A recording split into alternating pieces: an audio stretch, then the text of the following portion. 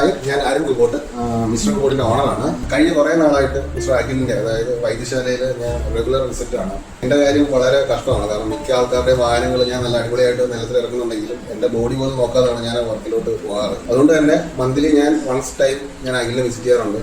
ഡീപ്പായിട്ട് എന്നെ ഒന്ന് ഒഴിഞ്ഞ് റെഡിയാക്കി തരും. അഖിൽ നല്ല പെർഫെക്റ്റ് ആയിട്ടാണ് അദ്ദേഹം. ഡെഡിക്കേഷൻ എന്ന് പറഞ്ഞത് അഖിലിനെ തന്നെ കണ്ടു പഠിക്കണം. മറ്റേ സ്ഥാപനങ്ങളിലൊക്കെ പോകുമ്പോൾ നമ്മൾ കണ്ടിരിക്കുന്നതെന്ന് വെച്ചാൽ അവിടെ തൊഴിൽ ചെയ്യുന്ന അല്ലെങ്കിൽ ആ മുതലാളി ഒരിക്കലും വന്നിട്ട് നമ്മൾ തടയാനോ കാര്യങ്ങളൊന്നും നിൽക്കാറില്ല. പക്ഷേ അഖിൽ അതേപോലെ അല്ല. അഖിലൊരു ഡോക്ടറാണ്. അതിൽ കൂടാതെ അഖിൽ തന്നെ വന്ന് നമുക്ക് കാര്യങ്ങളെല്ലാം ചെയ്തു തന്നിട്ട് നമ്മുടെ എന്തൊക്കെയാണോ പ്രശ്നങ്ങൾ അത് പോയിട്ടുണ്ടെന്നും ഉറപ്പുവരുത്തുകയും കൂടെ അഖിൽ ചെയ്തിട്ടാണ് നമ്മൾ അവിടെ വിടുന്നത്. പിന്നെ ആ സ്ഥാപനം പുരാതനമായ രീതിയിൽ തന്നെയാണ് ആ സ്ഥാപനത്തിന്റെ ആ ഒരു സെറ്റപ്പും കാര്യങ്ങളും പോകുന്നത്.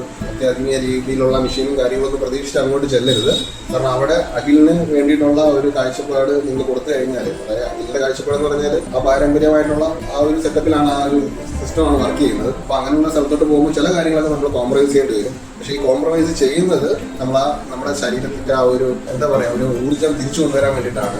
അത് നിങ്ങൾക്ക് ഉറപ്പായിട്ട് ആ സ്റ്റെപ്പ് ഇറങ്ങുമ്പോഴേ, ആ ഫ്ലോർ ഇറങ്ങുമ്പോൾ തന്നെ നിങ്ങൾക്ക് അത് ഫീൽ ആവും. കാരണം നിങ്ങളുടെ ആ ബോഡി നല്ലപോലെ ഫിറ്റായിട്ടാണ് തിരിച്ച് അഖിലും നമ്മൾ അവിടെ നിന്ന് ഇറക്കിയത്. എന്തായാലും ഇതിപ്പോൾ ഞാൻ എൻ്റെ എക്സ്പീരിയൻസ് ആയിട്ടുള്ള ഒരു ഇത്രയും വർഷം, അതായത് 3-5 വർഷമായി ഞാൻ അതിൻ്റെ റെഗുലറായിട്ട് തന്നെ പോകുന്നത്. അപ്പോൾ അങ്ങനെ നിൽക്കുന്ന ഒരു സ്ഥാപനം എല്ലാവരും അറിയപ്പെടട്ടെ എന്നുള്ളൊരു സന്തോഷത്തിലാണ് ഞാൻ ഈ വീഡിയോ ചെയ്യുന്നത്. കഴിവുണ്ട്. അപ്പോൾ നിങ്ങൾ കഴിവുള്ള ആൾക്കാർ അറിയപ്പെടട്ടെ, അതാണ് എൻ്റെ മുദ്രാവാക്യം.